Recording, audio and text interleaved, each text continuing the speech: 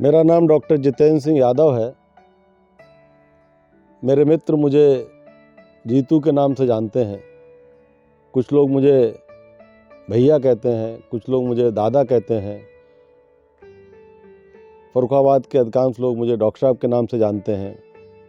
लेकिन सत्य यह है कि मैं उस हर माँ का बेटा हूँ जिसे मेरी ज़रूरत है। सत्य यह है मैं उस हर भाई का भाई हूँ जिसे मेरी ज़रूरत है। मैं जनता के लिए एक सेवक भी हूँ।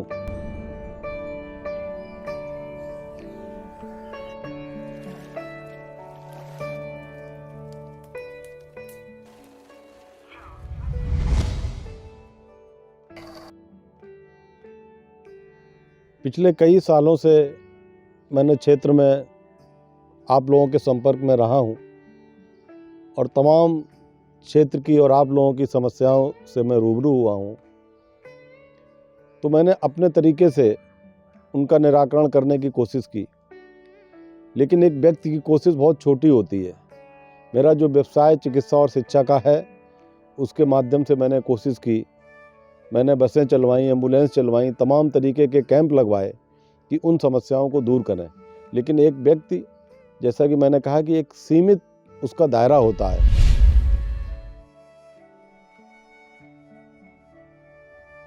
जो सबसे प्रमुख समस्या मैंने देखी कि जितने भी हमारे भाई हैं जिनको कि जीवन में पढ़ाई करके आगे बढ़ना चाहिए, वो रोजगार के अभाव में छोटी मोटी नौकरी करने के लिए, मजदूरी करने के लिए क्षेत्र से बाहर जा रहे हैं।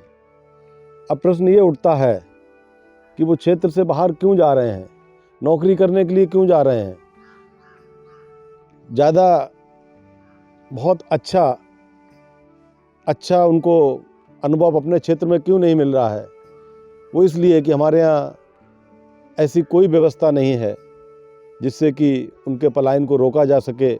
कोई ऐसी इंडस्ट्री नहीं है, कोई ऐसे विद्यालय नहीं है जहाँ पर उनकी प्राइमरी शिक्षा अच्छी दी जाए। और जब प्राइमरी शिक्षा अच्छी होती है, नींव अच्छी होती है, तभी आगे आदमी की एजुकेशन बहुत अच्छी होती है। और एजुकेशन ही एक ऐसा माध्यम है जिससे आप जीवन में सब कुछ पा सकते हैं। यदि किसी व्यक्ति के पास 10 किताबें हैं और 10 किताबें पढ़ करके वो IAS बन जाता है तो पूरे ज़िले का मालिक बन सकता है। तो मेरी जो प्राथमिकता है, सबसे पहले कि जो गांव छोड़ के जो लोग शहरों में, बड़े बड़े शहरों में नौकरी करने, दूसरों के अंडर में काम करने जा रहे हैं, उनको यहाँ पर रोज़गार मिले, उनकी यहाँ पे अच्छी पढ़ाई हो, वो स्वयं के मालिक बने। हम नहीं चाहते कि हमारे क्षेत्र का कोई भी व्यक्ति बाहर जाकर किसी के यहाँ नौकरी करे।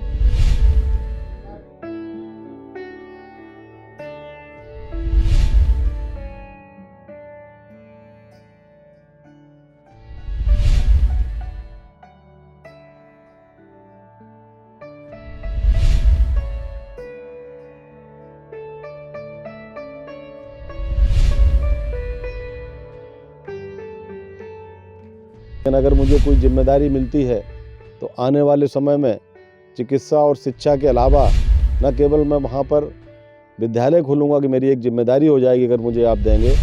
जगह जगह पे मैं छोटी छोटी PSC बना करके उनको बड़े हॉस्पिटल से अपने यहाँ जोड़ूँगा और अपने हॉस्पिटल को तमाम जो दिल्ली और लखनऊ के हॉस्पिटल हैं उनसे जोड़ने का काम चल रहा है। तमाम ऐसी जगह जहाँ पे विद्यालय नहीं है, प्राइमरी स्कूल नहीं है, वहाँ पे हम लोग स्कूल खोलने का काम करेंगे।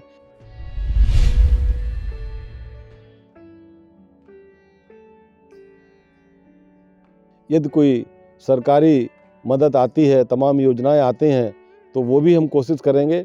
सबसे बड़ी बात जो मैंने कहा, शिक्षा के अभाव में सरकार द्वारा जो सूचनाएं या सरकार द्वारा जो योजनाएं चलाई जाती हैं वो जनता तक पहुंच नहीं पाती हैं। पहुंचना तो दूर की बात है, जनता अशिक्षा और अज्ञान की वजह से उनको पता ही नहीं लगता है कि सरकार मेरे लिए क्या कर रही है और मेरे लिए कौन सी योजनाएं चला रही है। तो वो योजनाओं की जानकारी के लिए हमें जगह जगह चाहे कैंप लगाने पड़े, चाहे जानकारी के लिए आप लोगों को बुला करके मीटिंग करानी पड़े। सरकारी योजनाओं का लाभ आपको जब भी मिलेगा, आपको अपने हक का लाभ जब भी मिलेगा जब आपको ये मालूम होगा कि सूचना या जानकारी है क्या। बिना जानकारी के आप उसका लाभ नहीं ले पाएंगे। हम ये भी प्रयास करेंगे कि लोगों को इस बारे में भी जागरूक करें कि सरकार की योजनाएं आप तक न आकर अधिकारियों और नेताओं तक सिमट कर वहीं वो लोग वहीं से खा पी करके वापस कर देते हैं और हमारी गरीब जनता जो है, हमारा जो आम आदमी है, वो भूखा प्यासा रह जाता है, उसको पता नहीं लगता है। फाइलें ऊपर से ही वापस चली जाती हैं और पैसा ही ऊपर ख़त्म हो जाता है। हर जगह पर लोकल संसाधन बहुत होते हैं, तमाम ऐसी चीज़ें होते हैं जिनके द्वारा हम अपना जीवन यापन कर सकते हैं। और फर्रुखाबाद ज़िले में और ख़ासकर अमृतपुर विधानसभा जो है, तराई का क्षेत्र है, वहाँ पर गन्ना बहुत मात्रा में पैदा होता है। बाकी क्षेत्रों में आलू बहुत मात्रा में पैदा होता है। लेकिन हमारी समस्या ये है कि जब बाढ़ आती है तो हमारा सब कुछ बहा कर ले जाती है। तो ये हमारा एक नीयत बन चुकी है, उजड़ना और बसना। जैसे अपने यहाँ एक कहावत है कि जाके पाए न फटे बेमाई, वो क्या जाने पीर पराई। तो जो गांव की जनता का दुख दर्द है, जिसकी फसल चौपट होती है, वही उसका दर्द समझ में उसको आता है। नेता आते हैं, फ़ोटो खिंचवाते हैं, बाढ़ में चले जाते हैं। नेता आते हैं फसलों के साथ, जो फसल खराब हो गई उसके संग फ़ोटो खिंचवाते हैं, चले जाते हैं। अधिकारी आते हैं, दौरा करते हैं, अखबार में छपता है, मुआवजे की घोषणा होती है और थोड़े दिनों में लोग भी भूल जाते हैं। तो इस तरीके की जो समस्याएं हैं, उसके लिए हम चाहते हैं कि सरकार, अगर हम लोगों को किसी प्रकार से हम लोग सरकार में आते हैं और हमें यहाँ पर कोई जिम्मेदारी मिलती है, तो हमारे गांव के लोगों, खासकर गरीब और असहाय लोगों की जो समस्याएं हैं, वो समस्याओं के लिए सरकार पहल करे और इसके लिए कुछ ऐसी योजना लाए ताकि हर साल होने वाली जो हमारी बाढ़ की परेशानी है, जो हमारी आलू की फसल जिसकी कीमत नहीं मिलती है, उसके लिए कोई ऐसे लघु उद्योग और छोटे उद्योग लगाए जाएं जिससे ये आलू की खपत फर्रुखाबाद में ही होने लगे। गन्ने के लिए आप दूसरी जगह चीनी मिल में ले जाना पड़ता है। हम चाहेंगे कि क्षेत्र में ही कोई ऐसी व्यवस्था हो जाए, गन्ने की खपत हो जाए, ताकि आपको गन्ना दूर ना ले जाना पड़े, आपको आलू दूर ना ले जाना पड़े और आपको उसका वाजिब मूल्य भी मिले। सरकार तो एक न्यूनतम मूल्य तय करती ही है, लेकिन वो इतना काफ़ी नहीं होता है कि हमारा कीमत उससे, हमारी बीज की कीमत भी उससे निकल सके। तो हम चाहेंगे इस तरीके के छोटे छोटे तमाम उद्योग वो क्षेत्र में ही लगें, क्षेत्र में ही पैदावार हो और क्षेत्र में ही लगें, ताकि क्षेत्रीय जनता को उसका लाभ मिले।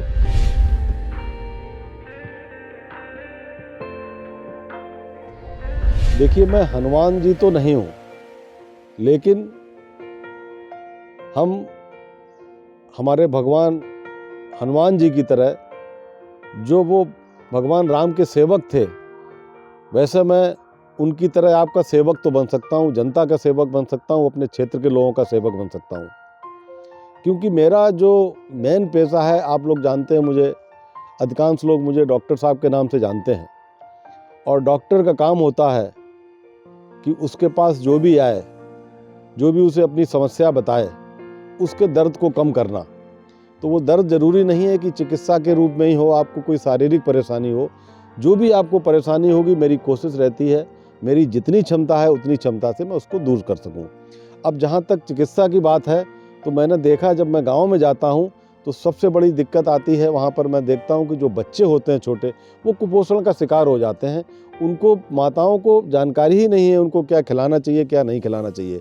और सबसे पहले जब बच्चा माँ के पेट में होता है, जिसको कि उस समय जो उसकी देखरेख होनी चाहिए, जिसको कि हम लोग अपनी भाषा में एंटीनेटल केयर बोलते हैं, उसके लिए हम ये व्यवस्था करेंगे कि जितनी हमारी गर्भवती माताएं और बहनें जितनी हैं, उनके लिए हम जाकर के वहाँ पर कैंप लगाएं। कैंप लगाने के बाद उनको शिक्षित करें कि किस तरीके से उनको अपनी देखभाल करनी है और जो उनके गर्भ में जो बच्चा पल रहा है उसकी देखभाल कैसी करनी है। उसके लिए हमें जो भी व्यवस्था करनी पड़ेगी, चाहे हम एम्बुलेंस से अपने हॉस्पिटल उनको बुलाना पड़े, चाहे हम अपना स्टाफ गांव-गांव भेजेंगे। और सबसे पहले एंटीनेटल केयर, यानी कि जो महिलाएं गर्भवती हैं उनको किस तरीके से सुरक्षा प्रदान करना, इसके लिए हम कार्य करेंगे। और उसके बाद जो हमारी बसें चल रही हैं, जो हमारी एम्बुलेंस चल रही हैं, उनकी हम संख्या को बढ़ाएंगे। और मेरी पहली प्राथमिकता इस क्षेत्र के लिए ये रहेगी, डॉक्टर होने के नाते, कि हमारा कोई भी गांव ऐसा ना रहे। मैं एक एक गांव को गोद लेके पहले भी करता आ रहा हूं, अब फिर करूंगा। पूरे ज़िले में मैंने किया है कि मैं गाँव को गोद ले लेता हूं, उसको डिसीज़ फ्री कर देता हूं। हमारे यहाँ से लोग जाते हैं, उनको लोगों को दवा देते हैं, सर्दी, खांसी, जुकाम, बुखार, छोटी बीमारियों, और जिसको ज़्यादा बीमारी होती है उसको अस्पताल में ला के ऑपरेशन करा के हम लोग घर तक छोड़ने का काम करते हैं। और हम चाहते हैं कि अगर आप लोगों का आशीर्वाद मिलेगा तो ये चीज़ें जो चल रही हैं वो और तेज़ी पकड़ेंगी, ताकि आप लोगों को बहुत अधिक से अधिक लाभ हो और मुझे भी ये खुशी हो कि मैंने कोई जिम्मेदारी ली है तो उसको मैं पूर्ण कर पा रहा हूँ। गुड़िया पड़ेगी तभी तो गाड़ी आगे बढ़ेगी। अक्सर मैंने गांव में देखा है कि लोग बच्चों को जब स्कूल भेजते हैं तो एक उनमें चिंता बड़ी स्वाभाविक से हो जाती कि बेटियों को स्कूल में कैसे सुरक्षित भेजा जाए। तो हमारी प्राथमिकता होगी कि हमारी जो छोटी गुड़ियां हैं जिनको हम लोग देवी मानते हैं, तो उनके बारे में हम चाहेंगे कि लोगों के विचार भी वैसे हों, उनको हम सम्मान भी दें और एक ऐसी लोगों के बीच भावना डेवलप हो कि हमें बच्चियों को आगे बढ़ाना है। क्योंकि अक्सर कहा जाता है कि जब एक पुरुष शिक्षित होता है तो वो अपने लिए शिक्षित होता है, लेकिन जब एक महिला शिक्षित होती है तो एक परिवार शिक्षित हो जाता है। इसलिए बेटियों के लिए हमें उनकी शिक्षा के लिए, उनकी सुरक्षा के लिए कैसे वो स्कूल पहुँचें, कहाँ वो अच्छी तरीके से सुरक्षित रूप से शिक्षित हों और कैसे आगे बढ़ें, ये मेरी सबसे विशेष, मेरी व्यक्तिगत मेरा ये इंटरेस्ट है, व्यक्तिगत मेरी प्राथमिकता है छोटी बच्चियों और ख़ासकर मेरी छोटी बहनों के लिए कि उनके लिए मैं काम करूं। देखिए, बच्चों में ख़ासकर जो हमारी छोटी बच्चियां होती हैं वो स्कूल तक जाएं और वहां पर सुरक्षित रहें और वापस सुरक्षित घर आएं, तो उसके लिए हमारी ऐसी पहल रहेगी कि शासन, प्रशासन और सरकार उस पर विशेष ध्यान दे और उसके लिए एक विशेष कार्य योजना बनाए ताकि बच्चियां सुरक्षित रहें। बेटियों को शिक्षित करने के लिए जागरूकता इसलिए भी ज़रूरी है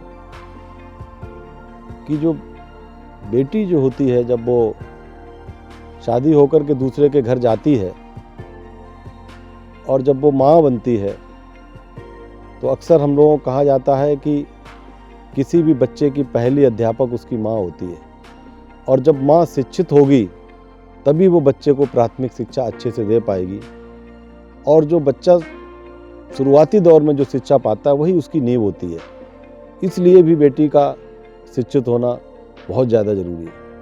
हमारे सोशल फ्रंट के द्वारा हमने एक मेंबरशिप योजना का शुभारंभ किया है, जिसमें हम जो भी हमारे फ्रंट का मेंबर बनेगा उसको हम एक कार्ड इशू करेंगे और वो कार्ड जब आकर के हॉस्पिटल में कोई भी व्यक्ति दिखाएगा जिसके नाम से वो कार्ड होगा, हमारा मेंबर होगा, तो उसको तमाम तरीके के कोर्स में न केवल फीस में डिस्काउंट रहेगा बल्कि हॉस्पिटल के जितनी भी जांचें हैं, ऑपरेशन हैं और जितनी भी हॉस्पिटल में मेडिसिन विभाग हो चाहे स्त्री रोग विभाग हो, उसमें सभी में उसको डिस्काउंट मिलेगा, छूट मिलेगी। और वैसे ईश्वर से मेरी प्रार्थना है कि स्कूल तो सभी आएँ लेकिन अस्पताल कोई ना आए, लेकिन अगर फिर भी किसी कारणवश आना पड़ता है तो उसमें हम छूट प्रदान करेंगे।